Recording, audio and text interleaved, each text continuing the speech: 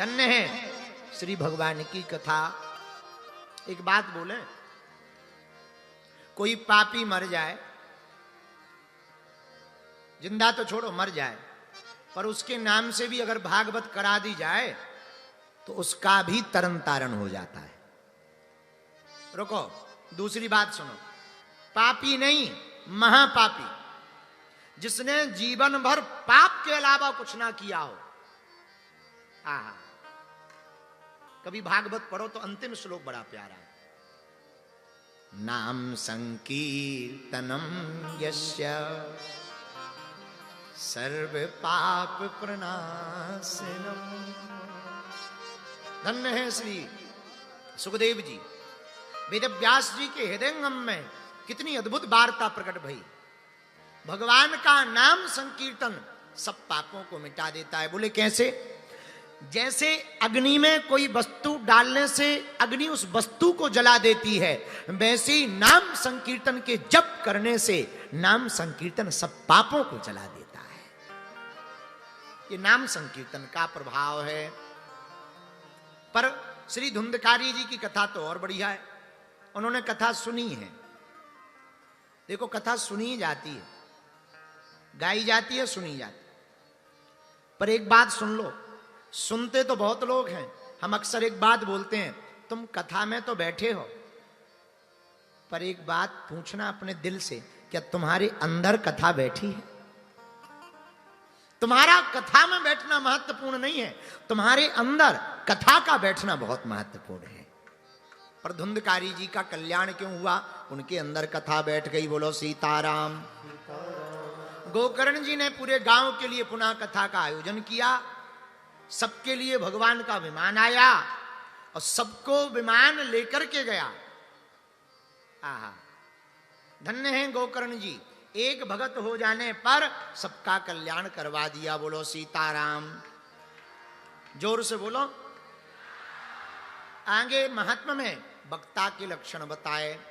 कथाकार वक्ता के लिए कहते हैं, देखो कथा किससे सुननी चाहिए? कथा फल तो करती है, ऐसे समझो।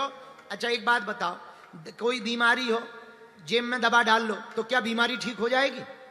बोलो हाँ या ना। बीमारी कब ठीक होगी? दवा जेब में काम नहीं करेगी, जब शरीर में जाएगी तभी दवा रोग को ठीक करेगी। वैसे ही कथा जीवन में तब काम करेगी जब कथा तुम्हारे जीवन में उतर जाएगी, तब कथा काम करेगी।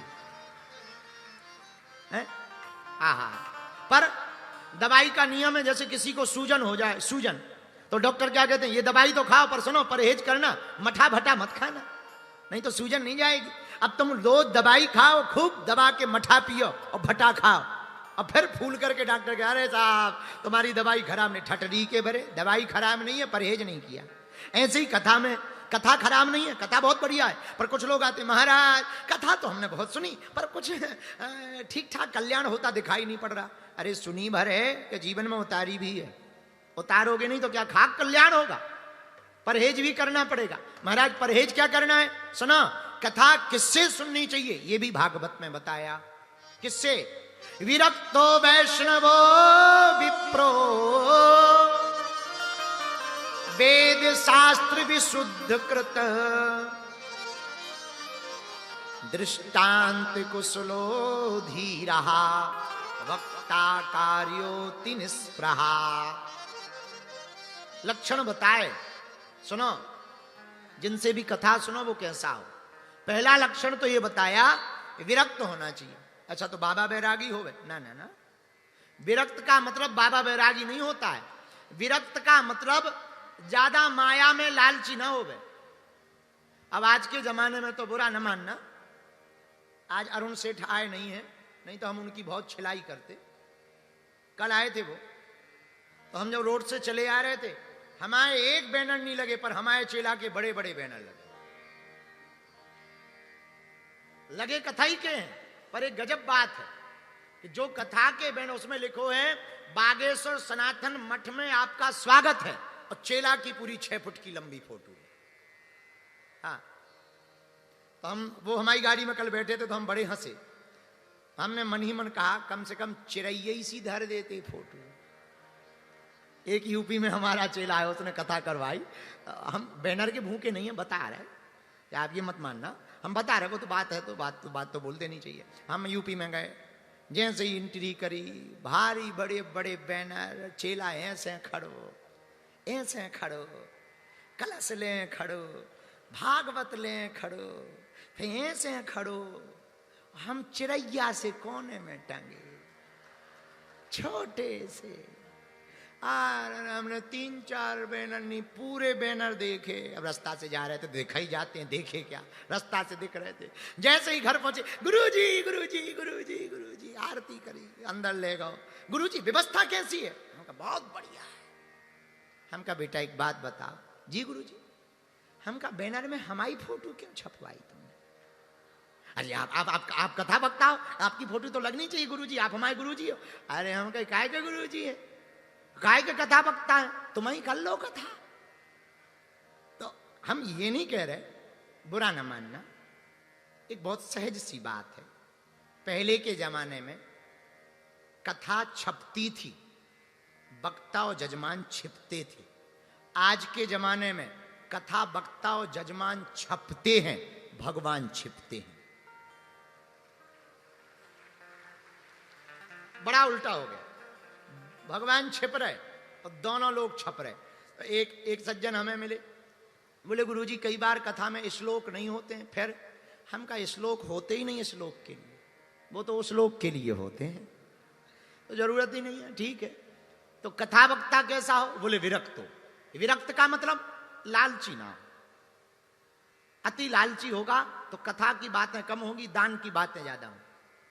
इसका मतलब ये नहीं कि दान नहीं लेना चाहिए। देखो हम कभी माया छोड़ने के प्रवचन नहीं सुनाते, इसलिए नहीं सुनाते, हम खुद 11 लाख लेके आए, हम काय को सुनाए? तो ये कोई प्रवचन, हाँ कोई प्रवचन नहीं भाई। माया छोड़, माया में तुम हो, बने रहो, भगवान की खूब कृपा है, आशीर्वाद। पर सुनो, माया में ऐसे रहो जैसे पानी में तेल की बूंद रहती है। संसार में तो रहो, संसार के मत रहो। संसार में रहो, संसार के मत रहो खूब बढ़िया, खाओ पियो, बढ़िया चश्मा लगाओ, बढ़िया गाड़ी पे घूमो, उड़न खटोला पे घूमो, जय बजरंग बली की। पर उसी के पागल मत रहो। मिल गया तो जय बजरंग बली, नहीं मिला तो और जय बजरंग बली। एक गांव में महात्मा रहते थे, बड़े अच्छे सज्जन महात्मा, बड़े प्यारे महात्मा। उनके कभी एक गांव में गए, खूब स्वागत हुआ, 56 भोग मिला, रबड़ी मालपुआ चकाचक रसगुल्ला मिले। लोगों ने देखा तो एक गांव का आदमी बैठा था, रहा होगा भिवंडी का। उसने देखा, अरे गुरुजी के बड़े जलवा, रसगुल्ला खा रहे, चमचम खा रहे, मालपुआ खा रहे, आनंद है आनंद। तो तुरंत चरण पकड़ के बोला, महाराज हमको आप अपने साथ रख लो। गुरुजी बोले, भाई हमारे साथ ना रहो, हम बाबा बैरागी हैं। कभी 56 भोग मिलते हैं, कभी सफर चक्क मिलता है। अच्छा, इस गांव के आदमी को लगा कि सफर चक्क भी कोई व्यंजन है, सो पांव पकड़ के बोला, महाराज दोनों चलेंगे। गुरुजी बोले मानो, वो नहीं माना। अब भिवंडी का आदमी मानता तो है ही नहीं है, नहीं माना। गुरुजी बोले चल, थैला उठाया, चल पड़े। दूसरे गांव में गए, फिर स्वागत, चमचम रसगुल्ला मालपुआ चाक छन रही खीर तस्मई आहा। इसने चेला ने कहा ये बहुत बढ़िया है ना, कोई काम धाम करना, दिन भर थैला भर टांगे रहो, दोनों टाइम दबा के खाओ, ये बहुत बढ़िया है। लेकिन गुरुजी तो गुरुजी, गुरु तो गुरु ही होते हैं, चेला तो चेला ही होते हैं। गुरुजी दूसरे दिन गांव में गए ही नहीं, जंगल ही जंगल सुट गए। जहां जंगल ही जंगल, तो ऐसे लगा कि शायद थैला में कुछ होगा, माल पानी, रास्ते में खाएंगे। लेकिन गुरुजी शाम तक चलते ही रहे। अब इसका दिमाग खराब, बोले गुरुजी रोक लो। बोले हाँ क्या है?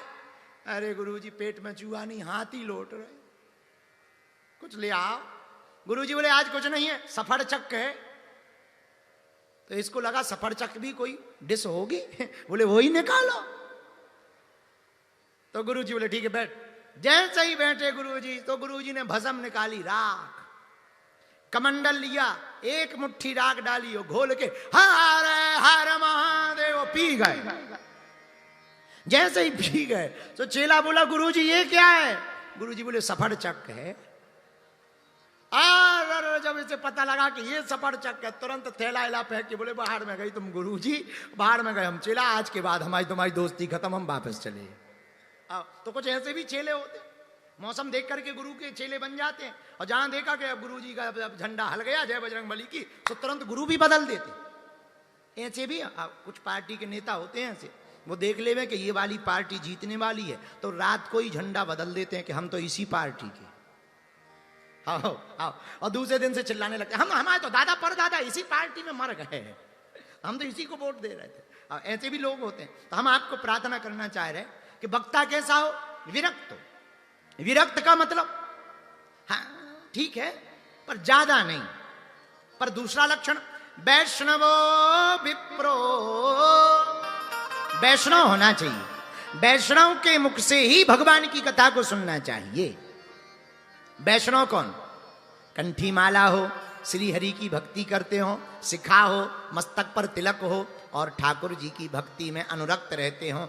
ऐसे वक्ता के मुख से ही भगवान की कथा सुनने का फल मिलता है। बोलो सीताराम।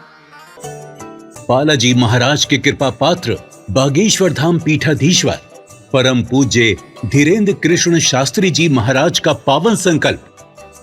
मध्य प्रदेश में छतरपुर के ग्राम गढ़ा में बनेगा विश्व स्तरीय कैंसर अस्पताल एवं रिसर्च सेंटर, जिसकी आधारशिला देश के यशस्वी प्रधानमंत्री नरेंद्र मोदी जी के कर कमलों से रखी जा चुकी है। 200 करोड़ रुपए की लागत वाले 100 बेड के इस अस्पताल में गरीबों का होगा मुफ्त इलाज। ये बहुत बड़ा अवसर है, बहुत बड़ा काम है। संकल्प बड़ा हो, संतों के आशीर्वाद हो, प्रभु की कृपा हो तो समय सीमा में सब पूर्ण होता है। हमारे प्रियजनों, बागेश्वर धाम पूरे भारत के लोगों, अभी तक अस्पतालों में मंदिर थे, अब मंदिर में अस्पताल होगा। कैंसर हॉस्पिटल निर्माण हेतु सहयोग देकर पुण्य के भागी बने। अकाउंट नेम श्री बागेश्वर जन सेवा समिति, bank name HDFC bank, account number 999810810818, IFSC code HDFC 0000088।